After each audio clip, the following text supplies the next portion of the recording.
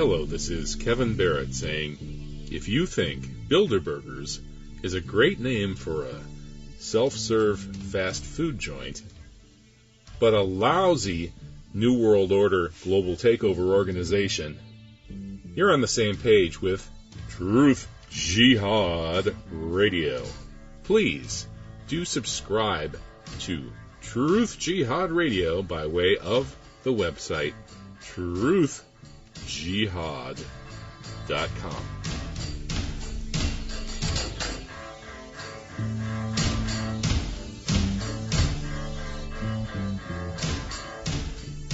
Welcome to Truth Jihad Radio, the radio show going all out for truth on all of the most important issues suppressed by the mainstream media. One major area of mainstream media suppression, of course, is the issue of the annual Bilderberg conferences. And who better to talk about that with than Tony Gosling, the former BBC journalist turned independent red pill broadcaster and author.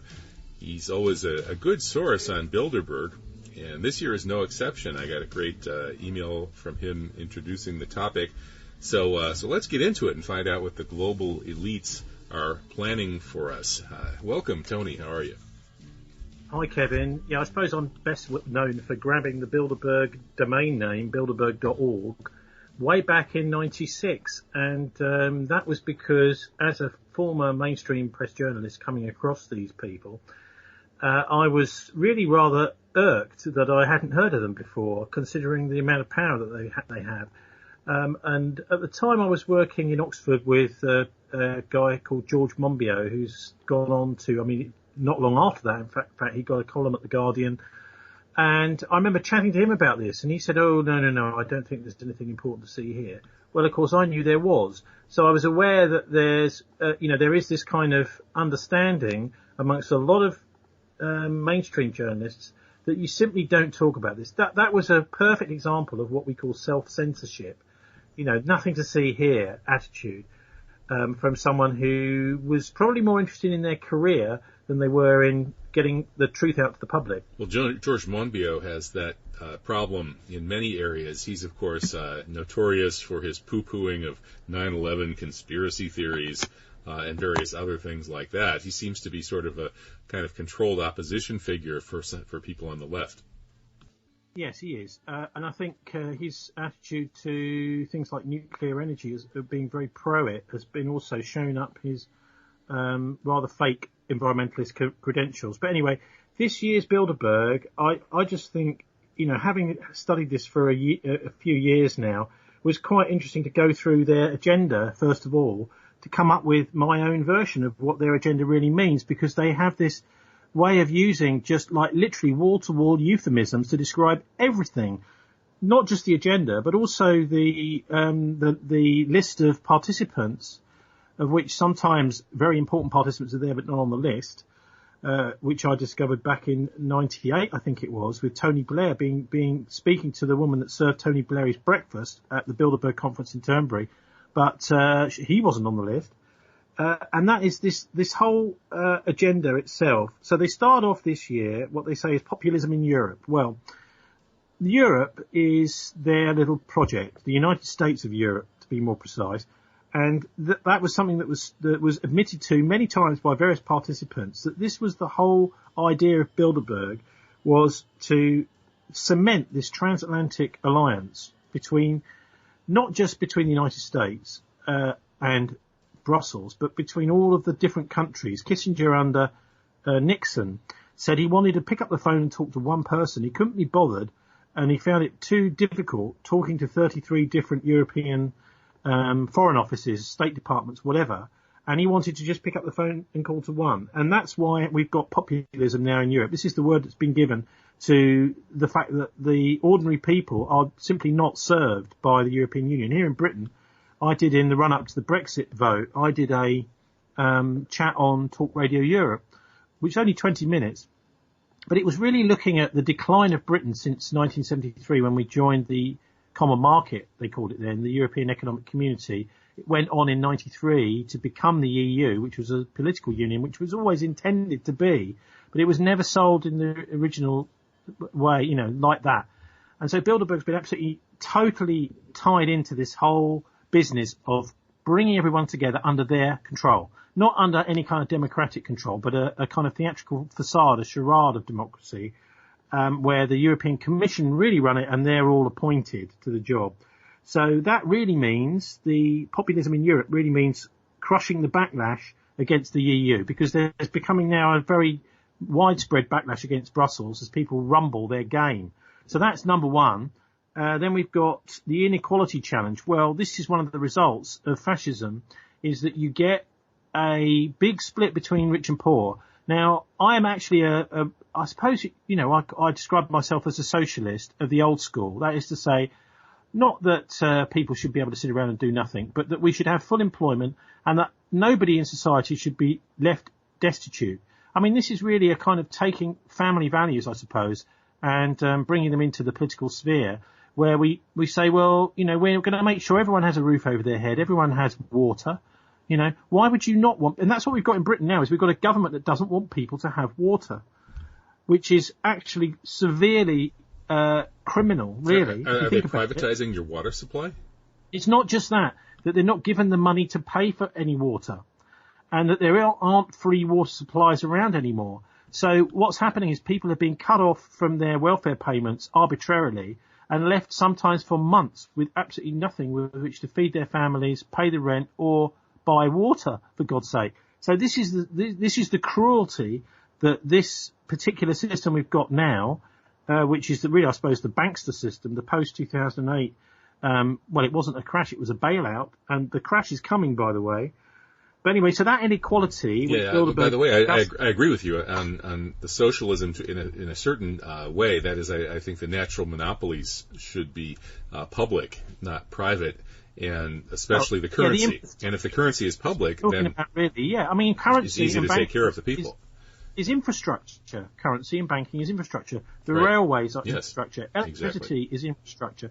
These things should be supplied at cost, not dished out to your favourite gangster mate in order to make a healthy profit and spend with them, and the rest of their family can spend the rest of their lives playing golf and enjoying foreign holidays whilst people are being impoverished.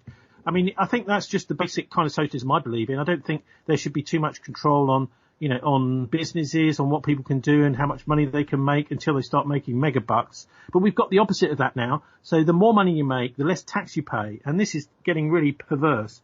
So inequality, well, that's coming up with excuses for the destruction of poor people. And of course, when Bilderberg says that they're going to take on the problem of inequality, what they really mean is they're going to take on the problem of people not liking inequality. They're all for inequality. They're a manifestation of inequality.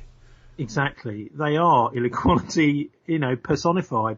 So the other agenda items, we've got the future of work. Well, that's interesting. You've got loads of useless eaters now. People have been being replaced by technology, and of course that technology is owned by them, not us. So it's really, the discussion really should be around the control and ownership of the technologies, and what we should be having. If there was any kind of real democracy in the West, it's become a charade under these guys. But what we should be getting is very, very short working weeks, and we should maybe even only be working 1 or 2 days a week, because the technology is taking up the slack for the rest of the week. But what's happening is not that at all. It's that a few people are in very, very high paid jobs, and then there's a whole tranche of low paid workers, mostly whom are actually migrants, economic migrants, have come into Britain. I mean, I'm just talking about the UK, which is what I know best here. And then you've got a whole load of people who've just completely fallen through the cracks, Kevin. Basically, they're now down in the sewers trying to survive and gulping for air. Yes, absolutely. And so what does Bilderberg think they're going to be doing about this, besides finding better ways to consolidate their power to avoid having to be responsive to people's demands? Well, first of all, they're saying, well, look, we do care. We really do, and they can say it as many times as they want. I don't know if anyone's really going to believe them, but they keep saying it. This is really about how to spin this and how to try and make out that, that these big profit-making corporations are now dominating the world, the West anyway, really care about us when they don't. And I don't think they're going to do anything about their marvellous monopolies they've got on this technology, because all of us need it. And so therefore we have to work more slavishly for them. And really, it's a slave system. I mean, that's really what we've got now, a wage slavery system. The freedom is going out the window. But people don't want to actually stomach this. You know, they don't want to really think about it. And that's part of their trick, is that what they're doing is so wicked, so evil to the domestic population, never mind people in places like Syria, Libya, Iraq, etc., in Afghanistan. You know, the domestic population is now coming under the thumb. And one of the ways another thing that they're discussing at the conference is this artificial intelligence is on the list there, using computers to fight our wars. And why is that, Kevin? That's because, I'll answer my own question. Cheeky. But anyway. I thought you were interviewing me for a second. The reason I think is because there are increasing numbers of people in the military, including just basic serving soldiers and middle-ranking officers, that are just simply not prepared to do a lot of the things that they're being told to do. They're talking about these drone assassinations, for example. No one can surrender to a drone. You're just talking about the Grim Reaper, effectively, the Reaper drones suddenly arriving, you know, whatever, so many thousand feet above you, you can't even see or hear them, but you're dead. And not only you're dead, but everyone at the wedding is dead, everyone at the funeral is dead, the bride is dead, the groom is dead, the children of the person that's been buried are dead. And the best way to actually make this happen is using computers and artificial intelligence. So you basically say, well, try and find me somebody that's a bit of a radical that we don't like, and let's murder their family.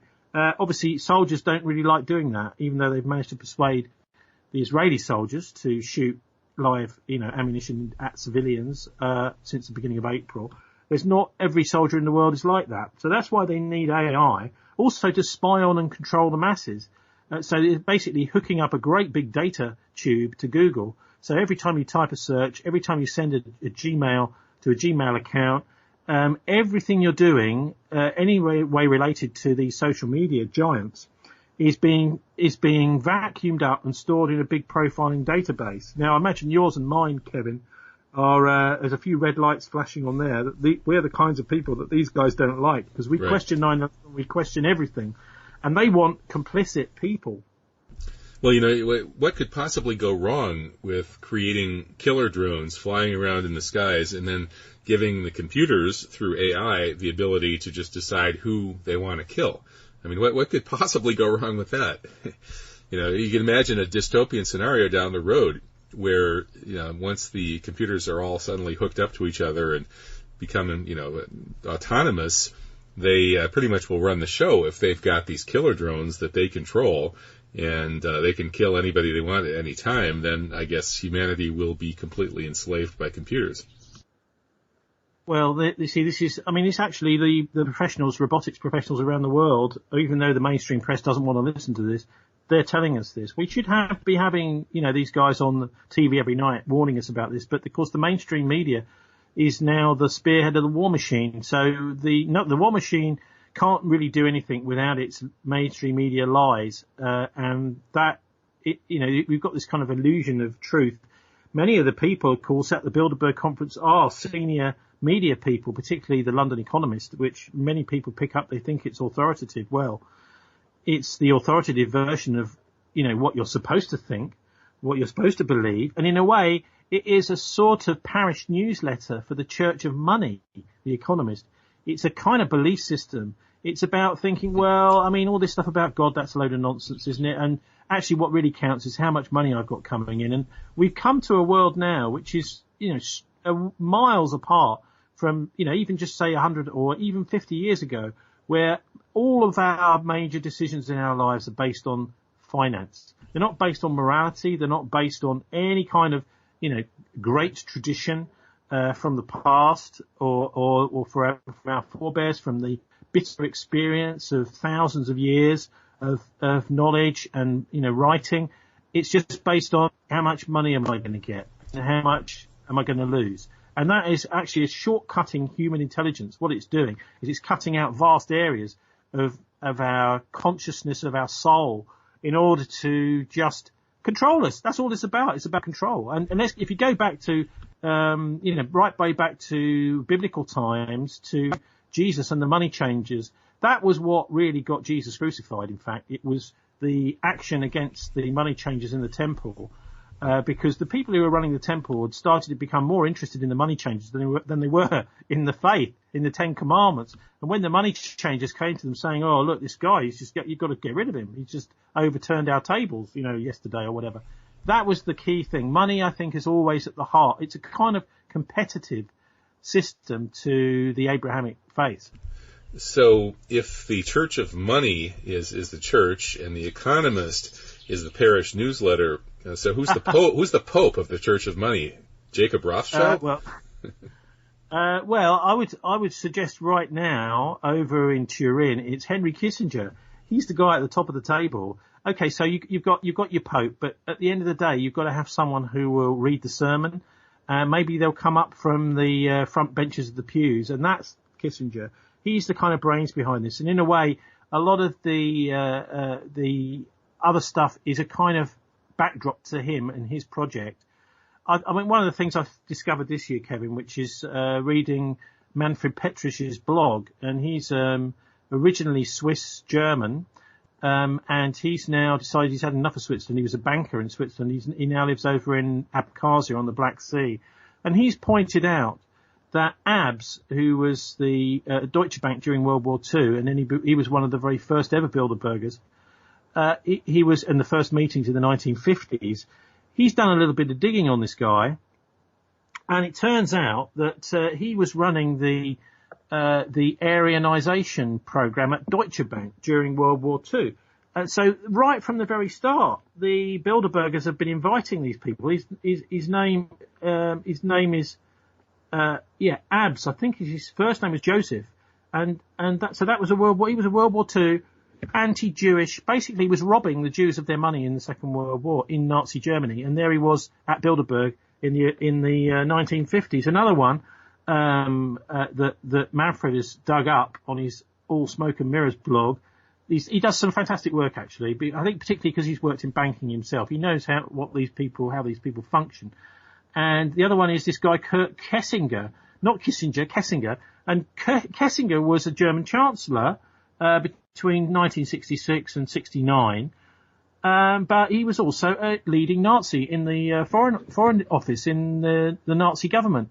Then, of course, we've got Prince Bernhard of the Netherlands, who chaired these meetings for the first 20 years, right from their inception, was the guy that got everyone together in 1954 to start them. And he was also a Nazi who denied it through most of his life. He was in the Nazi party, one of the first members. And then he was also an SS officer. He was also in the SA. And so Bernhard and Abs and Kessinger are all the German participants right at the very start of Bilderberg, who were all Nazis.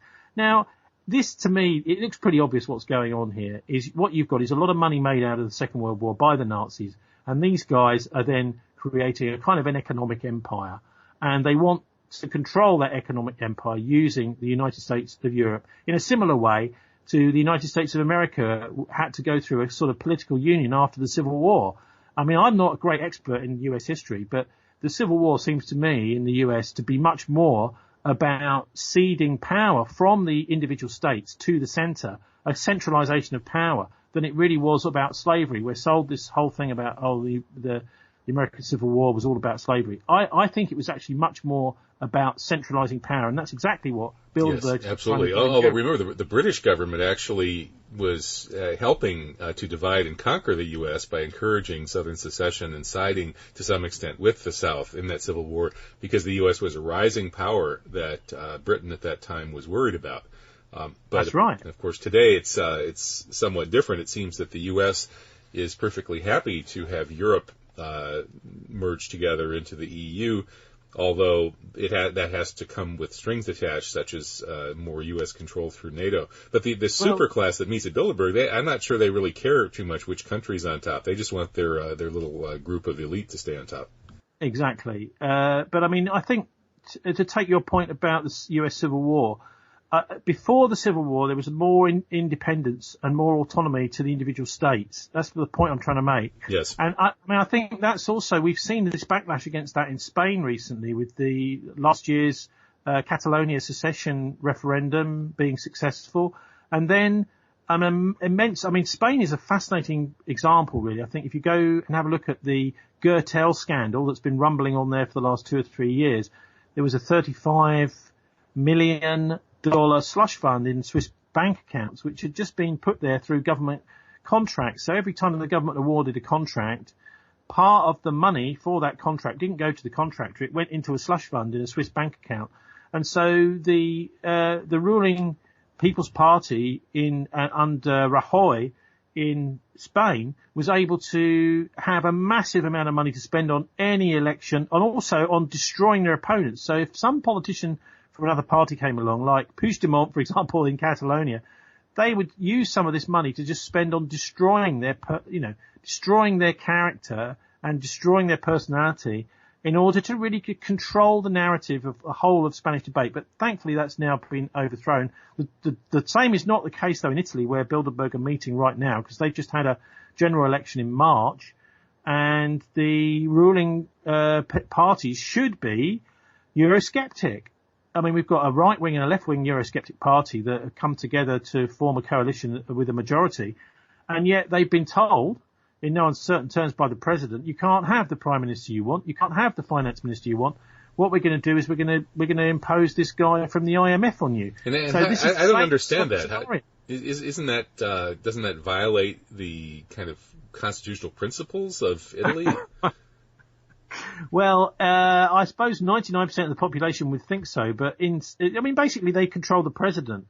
The Goldman Sachs and the Bilderbergers controlled the Italian president. So the Italian president can veto these things on economic grounds. He says, oh, well, this is going to be bad for us economically, so I'm not going to agree to this guy being finance minister or whatever.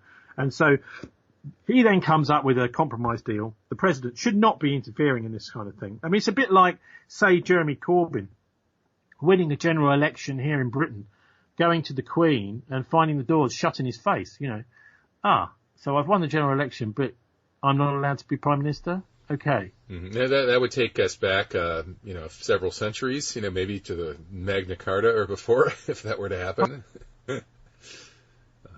Well, it's not really, I don't think it's likely to happen, but I'm just drawing that as a sort of simile. But anyway, running through these agenda points, just as a couple more to look at. The US before the midterms, this is the easy one. That's what they're calling it. But I think this is just simply, look, Trump still thinks he's in charge. How can we break it to him? Because he's still behaving as if he's running the show, but actually he's not doing what in some cases, what the globalists want. So what's he doing to suggest that he thinks he's in charge, other than saying that he can pardon himself? Well, it's that sort of thing. And also, taking a role in this amazing role in North Korea, which was not expected. I mean, he's written this book, The Art of the Deal, which is all about, kind of upping the ante in negotiations, right. Which, in Trump language means try to get in bed with your opponent's wife. Well, as I recall, that's in the book. Threatening nuclear war against North Korea, was it in this case? I don't think he's going to get in bed with Kim's wife. No. But I mean, the point here being that what he's done is he started to conduct basically he's supposed to have all gone through the State Department. He didn't. He said, right, just come and have a chat with me. And everyone's like, oh my God, really? We talked directly with Trump? He's definitely not the person the globalists wanted in. They wanted Hillary in. And well, every now and again, that brings us to the parallel of Nixon and Kissinger during Watergate. There's, I think, the best explanation for Watergate, which Russ Baker gets into in his book Family of Secrets about the Bush family, is that actually what it really was a coup d'etat by folks in the deep state who didn't appreciate Nixon and Kissinger winging it and making peace with China without asking the proper people first. And so likewise, you might be right. Trump might be winging it a little bit with Korea. Yeah. Then there's free trade. Well, this is what they love, isn't it? Right from the days of the Hanseatic League and the British East India Company and the rest of them. This really means using the dependency of nations on foreign food and energy to bring them to heel. So threatening to cut off their food, threatening to cut off their energy. I mean, it's like some gangster landlord, threatening to turn off your electricity supply, threatening to boot you out of the house, turn off your water or whatever. And that's effectively what free trade means nowadays.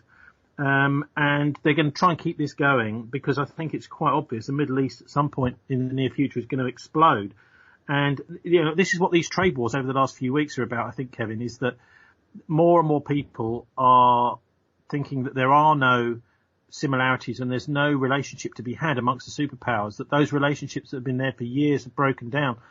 I mean, particularly the British have been absolutely devious in doing this through this Skripal case. And, the city of Salisbury was where I worked for just over a year for the BBC down in Salisbury. So I was particularly miffed to see this ridiculous fake news story spun all around the world, and then loads of Russian diplomats expelled on the basis of nothing, and a drug that's supposed to be one of the most deadly weapons in the world that doesn't actually kill people, and they just kind of get off out of their hospital bed and walk off.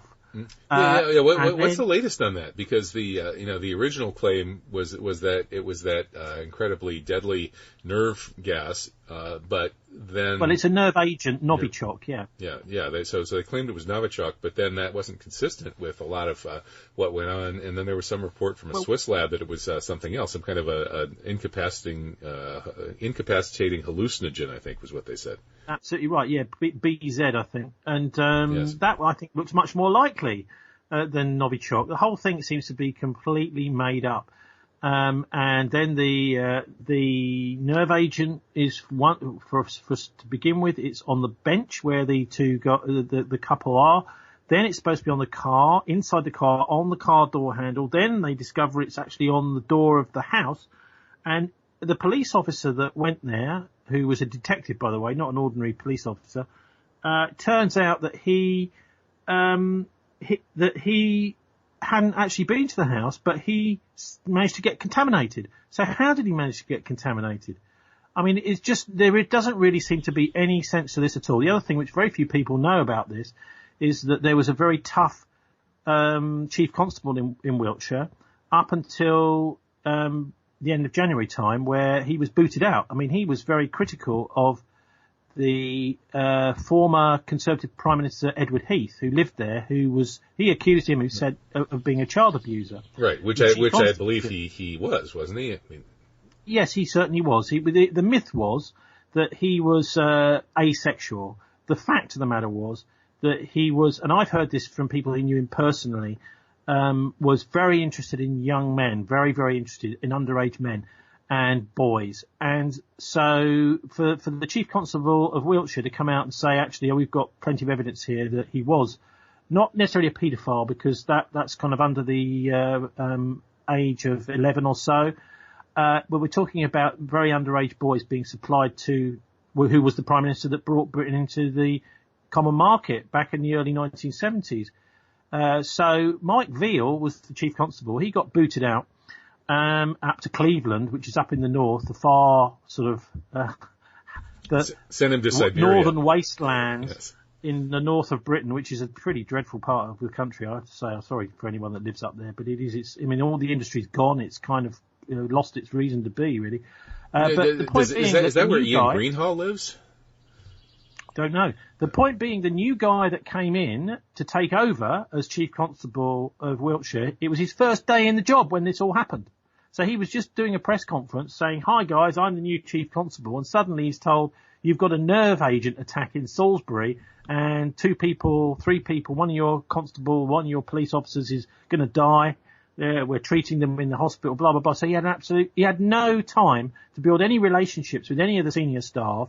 And then, of course, straight away after that, the anti-terror police from London come in and say, "Oh, well, we're not interested in what the Wiltshire police say anyway." So the whole thing, I think, from start to finish, was a complete and utter scam. And what it's done is it's just soured relationships with the Russians. But I can tell you, the Russians are ready for a fight. The Russians I've spoken to, at any point now, they say, "Look, we don't want to fight, but if you're going to start killing our lads in Syria, then we're going to start killing people back." Now, they're not boasting when they're saying that. They're saying it reluctantly, but they're saying, "Don't push us around." In a similar way, actually, to the way that the Brits said to Hitler, "Don't push us around," back in 1939. Interesting comparison. Well, how about this explosion in the Middle East that you see coming? Is that primarily going to be Israel finally getting its chance to get the U.S. to war with Iran now that they've got Trump in office? I mean, my take on Trump is a little different from yours. I think that Trump was inserted largely by a hardline Likudnik Zionist configuration that's linked to the kosher Nostra, which is, of course, where Trump's background is. Trump got his job from Roy Cohn. Yeah. Exactly. So I think those guys want war with Iran. They tried several times. In 2007, they stole nuclear weapons from Minot, North Dakota. Cheney had plans to sink an American ship in the Persian Gulf that Gwyneth Todd was able to torpedo, as it were. So there's a whole history there where this faction that did 9/11 also, they wanted to take out 7 countries in 5 years, and the most important of those was Iran. But then the realists, the Brzezinski faction, pushed back against that. And now they've got their kosher Nostra frontman, Trump, in power, and Israel has a free hand to try to gin up some kind of war with Iran. So is that what you see coming? Well, yes and no, because I think Trump still thinks he's in charge, and I don't think he wants the war. But, I mean, it's pretty evidenced by the fact that just a month or so ago he was talking about pulling all the troops out of Syria. But the next minute there was a false flag, and he went along with the response. Well, that's right. Well, he had to look. Listen, I'm not saying that was really he got a kick up the backside at that point. Don't say things like this. But I mean, he still thinks he's running the show, and I think he's not as bad as a lot of people are painting out. He's really being manipulated, as all people in his position are by the mafia. And at the end of the day, I think we would probably be in a worse position if we had some kind of Hillary Clinton type character who's already built up a really quite scary relationship with these, the war faction. But you're right about the Middle East. It's definitely Iran and Israel are going to come to blows somehow, some way. I don't know quite how. Probably a false flag, since this is what the Israelis seem to have been doing most of the time certainly since 1995, when Netanyahu took over on the basis of false flag attacks, 95 and 96, after his man had murdered Yitzhak Rabin after the Oslo peace talks at that massive peace rally in Jerusalem. And Netanyahu has basically made his career on false flag terror attacks. So I imagine we'll see something like that. Then we'll see quite quickly the Americans and the Russians come to blows, probably in Syria. And maybe after a little while, the Chinese coming in on Russia's side. So it's starting to pan out as, a much bigger world war than World War II was. I mean, I don't know what your thoughts are, but that seems to be the way, I see it developing. So do you think the Bilderbergers are thinking about this or talking about it in secret? Because I didn't see World War III as an agenda item. No, I added that in as the attended amended version. No, World War III. Well, listen. I mean, I don't think they're not all interested in that. I mean, it's like a pyramid at the very top. I think people like Kissinger are definitely thinking along these lines. But those around him on the steering committee, some will be, some won't be.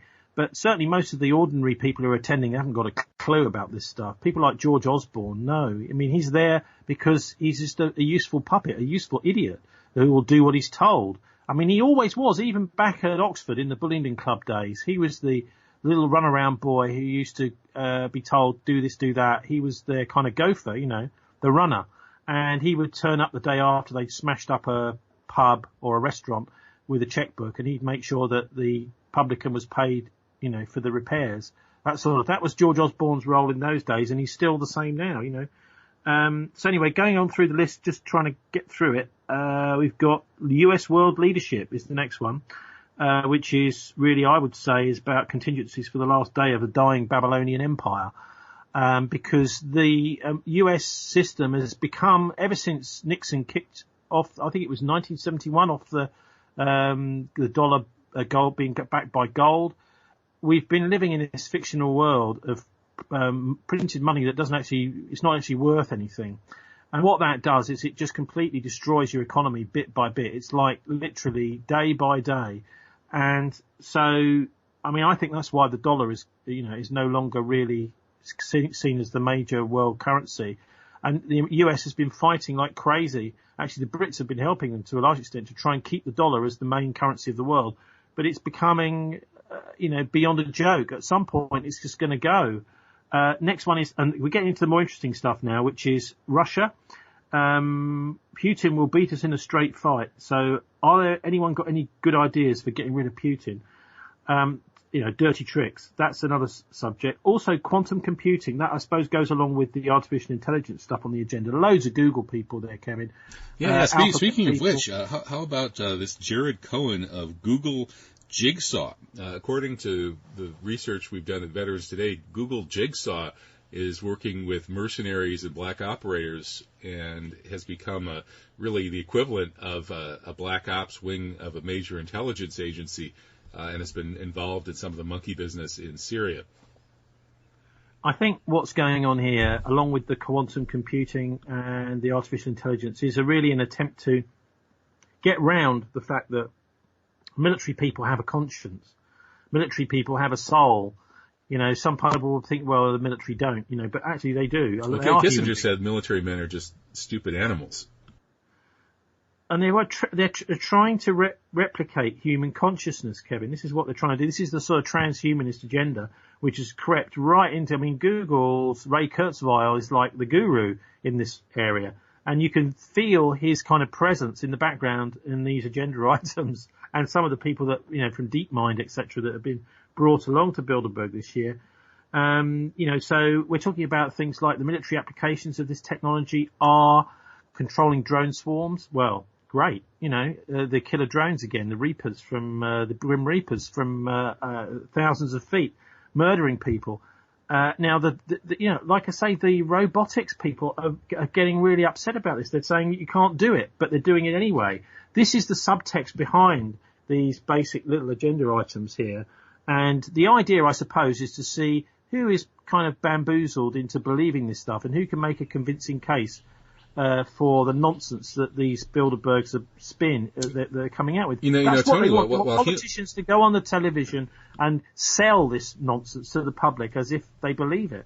Well, while humans still have control of these lethal technologies, I wonder if one of those poor, dumb animals that Kissinger described, that as a military person somewhere, might not be tempted to try to send in a swarm of killer drones to Bilderberg.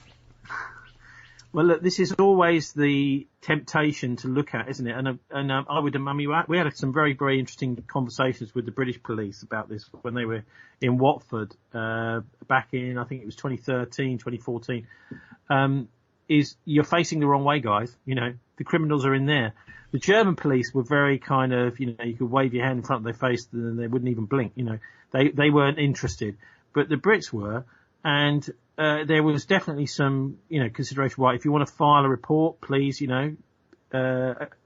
this I think is a much more sensible attitude, is to actually arrest these people with a legitimate regime. We had the Malaysians do this, didn't we, with Bush and Blair and Zippy Livni and the Israeli war criminals. The Malaysians and then Malaysian airliners started falling out of the sky. Yeah, not quite straight away afterwards, but no, I know, I take what you're saying. But, I think the judicial process is a key part of understanding what's wrong with our planet, is the judiciary is being controlled. And there isn't no proper judicial process. It's there again, a bit like the news in the evenings. This is theatre you're watching. It's not news. And when the kids are saying, is this real, Daddy, or is this a play? The thing to say to the kids is it's actually a play. Mm-hmm. Actually, what we're watching here, they're trying to convince us that this is a real democracy in action, big decisions being made. But actually, it's all scripted. Yeah. Or you take John Ravusky's idea and say, well, you've seen the Roger Rabbit movie, right? These are all Roger Rabbit cartoons. There's some reality and then there's some cartoons, and they get all mixed up. And then we've got Saudi Arabia and Iran, which is an easy one, isn't it? That's the fake Muslim state meeting the real one. Yeah. How long can the facade continue? I don't know how they have the cheek to put these things on as serious agenda items. Then the post-truth world, well, we know what that's about. That's new ways to control social media. Now nobody believes the mainstream press. And I say that genuinely. people I know of all walks of life, Kevin, and people I just chat to in the street here sometimes, they're very, very distrusting of what they're seeing in the mainstream press on television, etc. now. A lot of people just don't bother with television, particularly young people. They're getting all their info from social media. And so Bilderberg is thinking now, how can we manipulate social media to make sure they see what we want them to see? Well, there's a huge pushback in this area now. I mean, just this year, we've seen massive censorship on YouTube, thousands of channels taken down. There are three strikes enforcement. We've seen a whole sweeping attempt to crush the independent media. Well, yeah, I mean, it's because, this is a major plank of what Bilderberg do, is this war machine. The media is there just to tell people when the next war is happening. And that's why, when I was elbowed out of the BBC, I felt at the time, this wasn't a realistic process. I think it's more important than that. I see it really as kind of sarin gas we're getting now through our TVs. It's poisoning the humanity's nervous system. I mean, that's really what the television, the radio, the newspaper networks are. It's a way of us perceiving what's going on around us. And for many years, here in Britain anyway, up until around about 1987, when Victor Rothschild ordered the sacking of the Director General of the BBC, you used to at least get balanced documentaries. You'd get both sides, and it was a professional job you did. When you went into a subject to make a film about it, you would look at all of the credible arguments of all sorts, and even the way out wacky ones. If there was some credibility to it, you would include it in the documentary. Nowadays, we're getting nothing like that at all. All we're getting is 3 or 4 different people, all with very similar views on one end of the spectrum. And that end is usually the kind of neoliberal and certainly pro-NATO, pro-authoritarian, pro-EU generally system. So this is propaganda we're living in, a kind of Goebbels propaganda age. Absolutely. And Bilderberg is actually putting this on the agenda, the post-truth world, which, of course, they have helped create, in a sense, by tolerating these outrages against truth, with the false flags like 9/11, to my mind, being the most egregious, but so many others.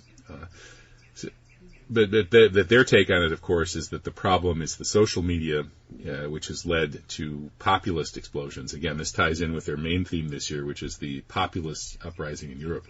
Well, I mean, what they've done, Kevin, is they've led humanity to a cliff edge, and very, very few people realise we're there.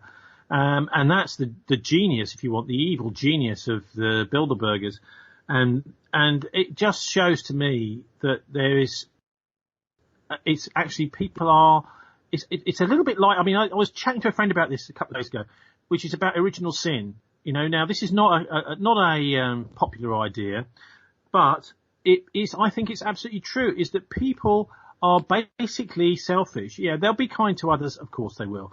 But at the very bottom, if you can pander to someone's selfish instincts and actually boost them, reward them for being selfish, that you can create a whole kind of managerial class and a political class and a journalistic class and a professional classes right across our universities that just say what we tell them to say.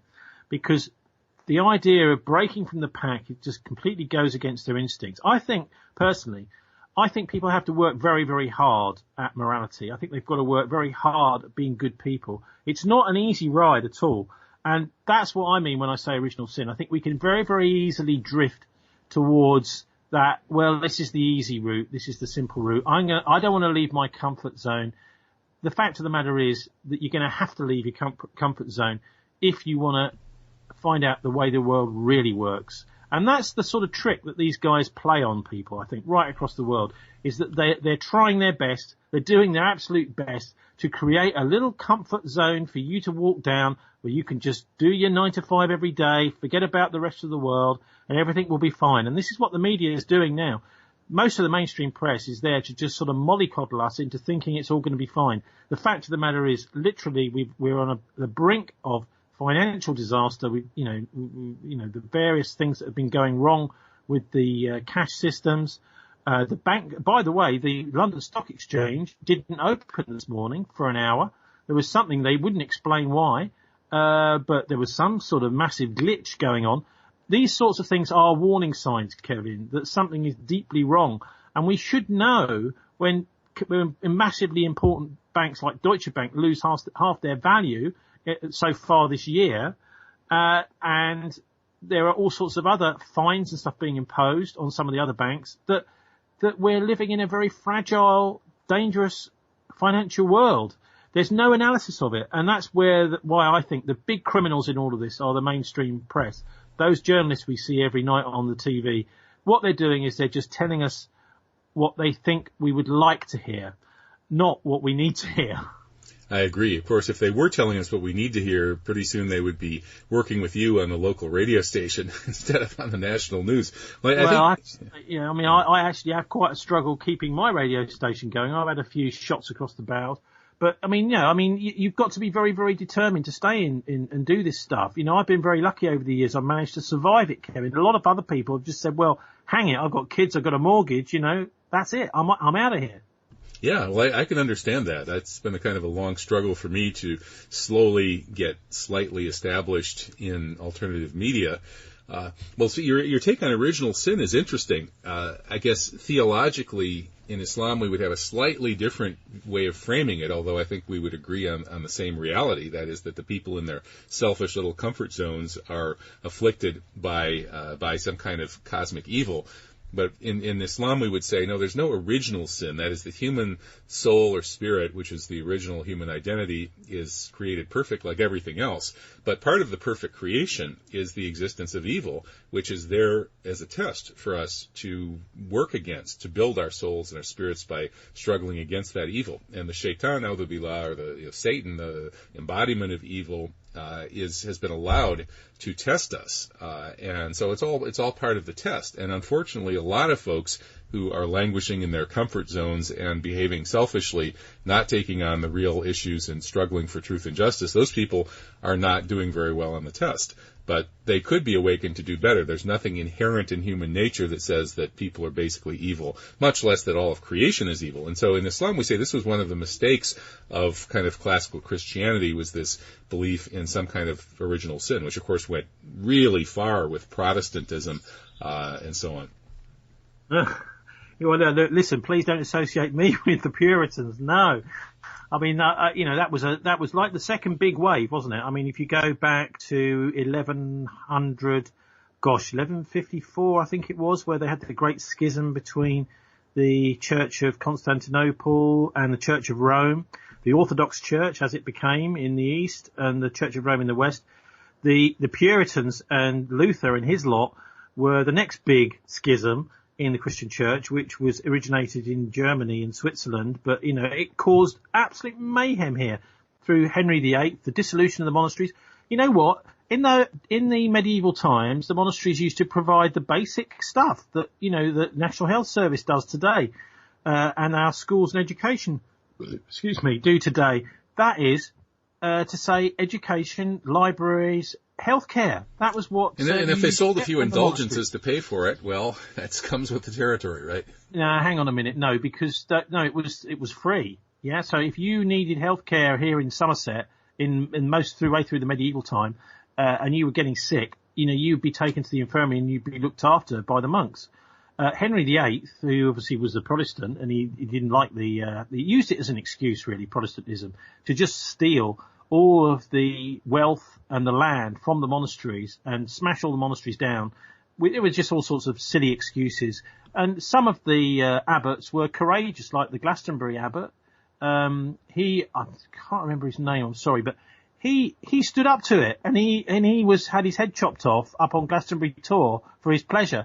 But it was one of the most powerful and effective systems, the monastic system, and it provided a lot of health care for people. So that was, it was a disaster, really. And of course, it was also played out through the English Civil War in the mid-1600s, which was, that was the Puritans with Cromwell versus the previous people, basically normal people from before, the Cavaliers.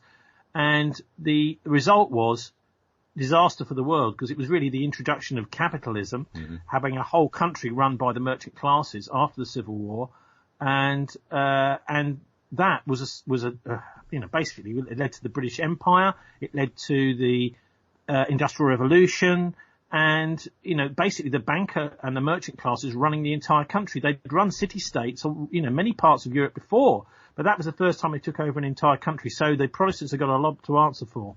Right. Well, Lawrence Guyeno, in his book From Yahweh to Zion, argues that the Protestants were backed to some extent by Jewish banking power.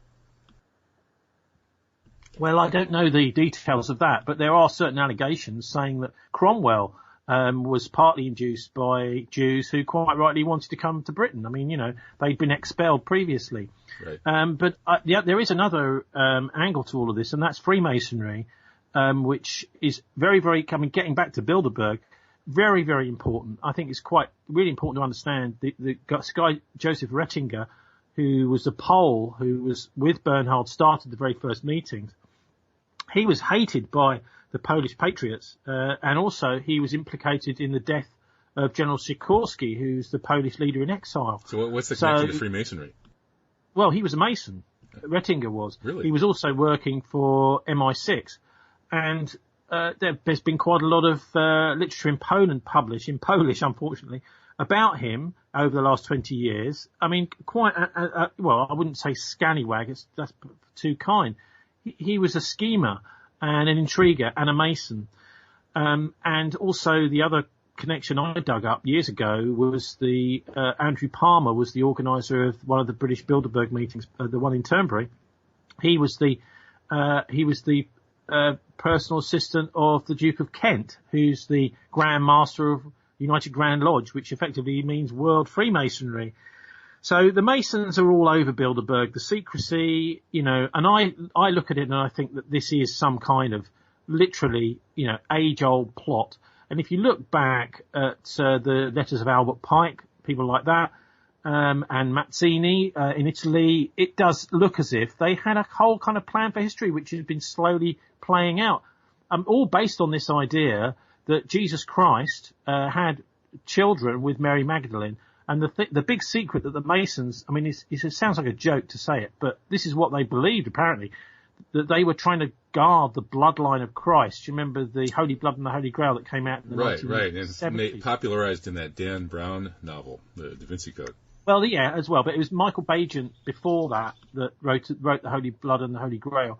And I mean, this is, I think, at the core of a lot of this Templar stuff. Yeah, so going back to effectively what is now going on with the Israel Project, British Israelism, which is the 10th Crusade. The last of the Crusades, maybe. The idea is building on this ridiculous concept during the Crusades, which was a completely fake idea, that you could go over to the Holy Land and be a good guy and chop people's heads off, and everyone would believe in Christ more, and that you were more somehow better running Jerusalem than anybody who actually lived there. It's very, very similar, isn't it, to the whole Zionist project? Absolutely. Well, I actually had a bumper sticker printed up that reads, "End the Crusades, give Palestine back." But getting back to the kind of the Freemasonic side of this, I would question whether this notion of the protecting the bloodline of Jesus, this myth among a certain element of Freemasonry that Jesus had children through Mary Magdalene, I would argue that's perhaps symbolic of this attack on religion and the spiritual quality of religion in favor of a worldly philosophy. And Judaism has always been very worldly and anti-spiritual too. Hence the kind of link up between the Freemasonry and a certain wing of Judaism, especially the heretical wing, the Sabbateanism and so on. But it seems to me that what we're really seeing is an attack on the spiritual dimension of religion, which is the real dimension of religion, in favor of a worldview that's entirely this worldly, that's only interested in raw power in the physical space-time continuum material world that we're being tested with, but it's actually also dedicated to trying to suppress real knowledge of the spirituality that is actually the real purpose of our existence. So this is basically a satanic kind of effort to keep us down, and that's Satan's role is to try to be an enemy to humanity and to block the path of people who are trying to walk the spiritual path, and to deceive us and lie in ambush for us and so on. And so our job is to, of course, push back against that, try and avoid that, and try to walk that spiritual path. Yeah, and I mean Netanyahu. Does he strike you as someone that follows the Ten Commandments? Oh, he's such a gangster. He's just a total thug, like a two-bit Corleone. Yeah, I mean, these people are nihilists, I think. I mean, you may maybe call them Satanists if you want, but I think it's easier to describe them as nihilistic. That is to say, they're interested in power, and they'll say and do anything in order to get that power and keep it, and anyone that tells them that they can't, to kill them. They don't really seem to take much of an interest in human life. That sort of thing doesn't really bother them much. They don't seem to care how many they kill to get the power. And effectively, we're having to stand up to these psychopaths now. I think the Russians are absolutely prepared to do it. They've made it clear, we're not going to take any nonsense from you guys. And thank God for them, because without them, China is very influenced by secret societies. I was looking at, to see which countries have police units who arrest and clamp down on and have criminalised secret societies. Do you know? Have you had a look at this, Kevin? No, I know nothing about that. Go to Singapore. Really? Yes, so they have a whole police department devoted to anti-secret societies. And if you're discovered to be in a secret society, you can very easily go to court. Where they find the evidence, you will go to jail and you will stay in jail for quite lengthy periods. So I was quite surprised to see that, and I'm quite proud in a silly way, because it's an old British colony, and I think that the Brits realised when they were there, look, okay, well, we might be Masons, but these secret societies they've got over here, we really got to do something about them. Well, maybe we need the same legislation in the UK and the US and everywhere else. Well, Tony, I think they should be training all our police, I think, all over the Western world. There you go. Instead of sending your police to Israel to learn how to treat everybody like Palestinians, especially black people here in America, and murder them without provocation and beat them up and mistreat them, instead, let's send our police to Singapore to get trained in how to arrest people who belong to secret societies. Well, I think that's a good place to leave it, because we're at the end of the hour. So thank you, Tony Gosling. I appreciate your fantastic work. Since leaving the BBC, you've been freed to pursue the truth. So God bless you, and keep on pursuing it. Thank you. Just give me my websites.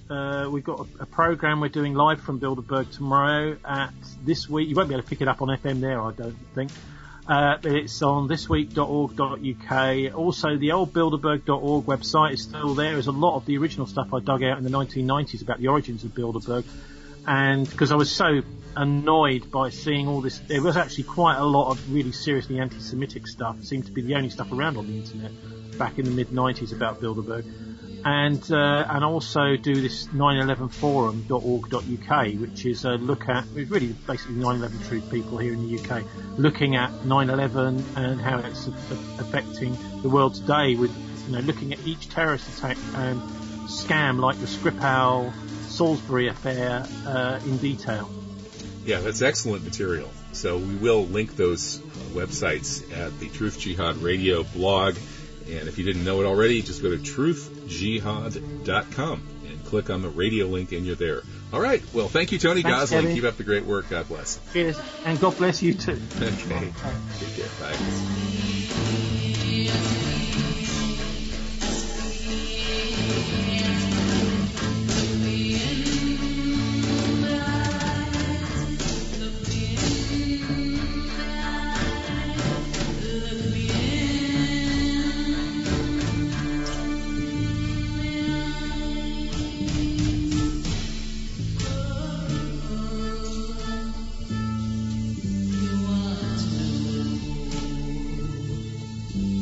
To know